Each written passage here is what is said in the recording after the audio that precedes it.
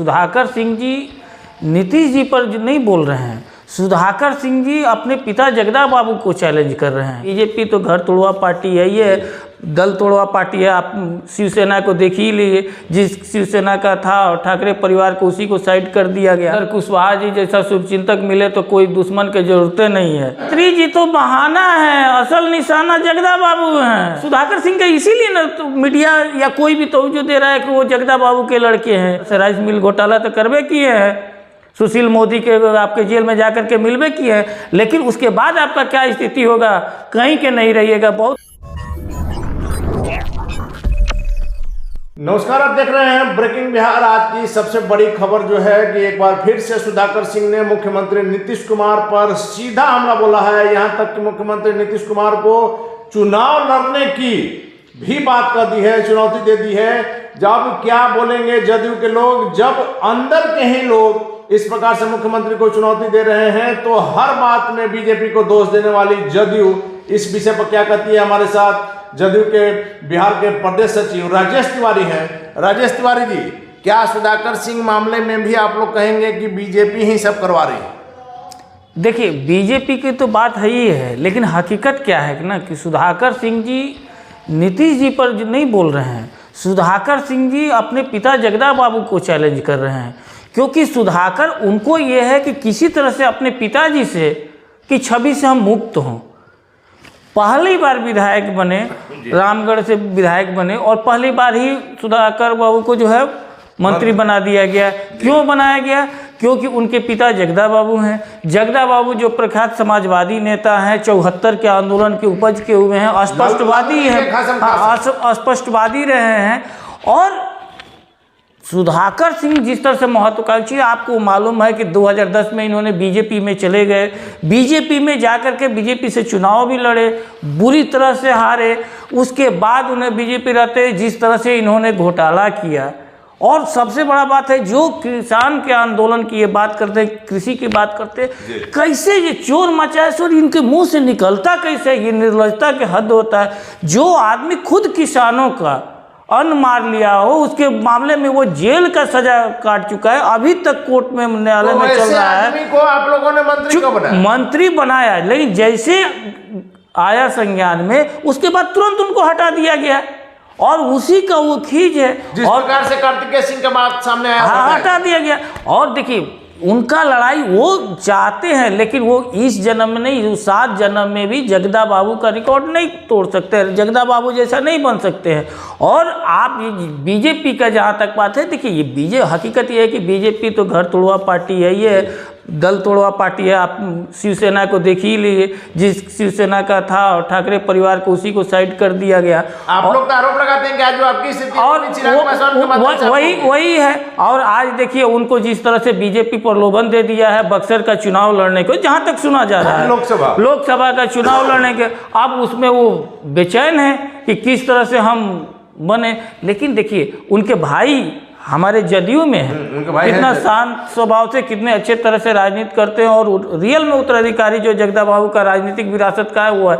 लेकिन ये इस तरह से ट्रैप में फंस करके और इस तरह से गलत टाइप से करते हैं, जिसको क्या कहिएगा। एमपी से तो ज्यादा महत्वपूर्ण पद है, ज्यादा मलाईदार पद है, मंत्री का ज्यादा सुविधा है, लेकिन मंत्री पद छोड़ के कोई एमपी बनना चाहेगा? उनका घरेलू लड़ाई है, उनका घरेलू लड़ाई है। क्योंकि जान रहे हैं कि उनका जो रामगढ़ का वो डायरेक्ट, अब हमको बीजेपी का बैक मिल गया, सब कुछ हो गया, अब हम रामगढ़ का विधानसभा का खुद जीत सकते हैं, ऐसा संभव है? उनको लग रहा है कि मोदी लहर में हम निकाल लेंगे एमपी का, बस नहीं तो जिस आदमी जो किसानों का सबसे बड़ा जो दुश्मन हो और वो आदमी किसानों का हित की बात कर रहा हो, ये तो सबसे आंदोलन में शामिल हुए थे और किस मामले में वो जेल गए थे? आपकी बात मान लिया, लेकिन जगदानंद सिंह की निष्ठा पर कोई सवाल नहीं उठाया जा सकता है। जिस प्रकार से लालू प्रसाद यादव के एकदम जगदानंद सिंह रहे हैं, एकदम जगदानंद सिंह के बेटे हैं सुधाकर सिंह, वो मंत्री थे। क्या इससे महत्वपूर्ण है कि आरजेडी के प्रदेश अध्यक्ष जगदानंद सिंह जैसे निष्ठावान व्यक्ति के, जो कि आज भी राजनीति में एक सिद्धांत पर चलते हैं, उनके बेटे हैं, उन पर कोई कार्रवाई नहीं हो रही है। चलिए मान लिया कि उन्होंने गलती किया, उनको सजा भी हुई, सब बात मान लिया, लेकिन उन पर कार्रवाई जदयू को नहीं, देखिए आरजेडी को नहीं, एकदम कार्रवाई करेगी आरजेडी। देखिए, कृष्ण भगवान का कौन था शिशुपाल? 99 गलती उसको भी कृष्ण भगवान किसी का माफ नहीं करते थे। 99 माफ कर रहे, अब बढ़ चुका है। कभी भी आरजेडी से यही है कि आरजेडी जल्दी कार्रवाई करेगी। राजेश तिवारी जी, उपेंद्र कुशवाहा ने यही सवाल उठाया था, पिछले ही महीना उठाया था कि, और ये आशा व्यक्त की थी कि दही चूड़ा के बाद 14 जनवरी के बाद निश्चित तौर पर कार्रवाई होगी। लगातार उपेंद्र कुशवाहा कह रहे हैं कि जदयू कमजोर हो रही है। हाँ, नहीं, देखिए, उपेंद्र कुशवाहा जी की बात है, वो उपेंद्र कुशवाहा जी जैसा शुभचिंतक मिले तो कोई दुश्मन की जरूरतें नहीं है। मतलब उपेंद्र कुशवाहा जी जैसा अगर जो मिल जाए शुभचिंतक पार्टी का, तो उसके बाद कोई दुश्मन की जरूरतें नहीं है, क्योंकि वो अपने 2 दल चला करके अपने पार्टी बना करके कितना वो अपना पार्टी का शुभचिंतक किए। तो लेकिन उनका तो कहना है कि जब हम लोग पार्टी बनाए उस समय आज जो लोग बोल रहे हैं वो कहाँ थे? किसको? उपेंद्र कुशवाहा जी को। आज जिस समय ये मुख्यमंत्री हटा रहे थे 2020 के चुनाव में, 15 के चुनाव में, 10 के चुनाव में, ये कहाँ थे? ये तो इनका बस चला रहा था, तो ये अभी तक हटा दिए रहते। राजेश तिवारी मान लिया, लेकिन सुधाकर सिंह ने जो आज सवाल उठाया, मुख्यमंत्री नीतीश कुमार सुशासन के लिए, काम के लिए जाने जाते हैं, उन्होंने तो मुख्यमंत्री नीतीश कुमार के कार्यों पर ही सवाल उठा दिया है कि अगर आप विकास किए हैं तो कैसे चुनाव लड़ लीजिए, क्यों नहीं 17 साल से लड़ रहे हैं? वो कहीं से चुनाव लड़ लीजिए, वो तो अपना पिताजी पर भी कहेंगे क्या ये रामगढ़ से लड़ करके देखिए हम आपको हरा देते हैं कि नहीं हरा देते हैं। नहीं, वो इस तरह मुख्यमंत्री जी को बोले कि आप लड़ के देखिए। अरे मुख्यमंत्री जी तो बहाना है, असल निशाना जगदा बाबू हैं। मतलब बेटे की लड़ाई जी, ये घर का उनका लड़ाई है, और इसको चूंकि डायरेक्ट बोल नहीं सकते हैं, जो भी 2-4 वोट पर रहेगा वो भी खत्म हो जाएगा। तो अब वो मुख्यमंत्री पर साध रहे हैं। मामला ये है कि नहीं तो उनके क्या है वहाँ के चुनाव के लेकिन राजेश तिवारी जी, इन बातों का महागठबंधन की सेहत पर क्या असर? कोई असर नहीं पड़ेगा। वो तेजस्वी यादव जी, लालू जी उसके नेता हैं।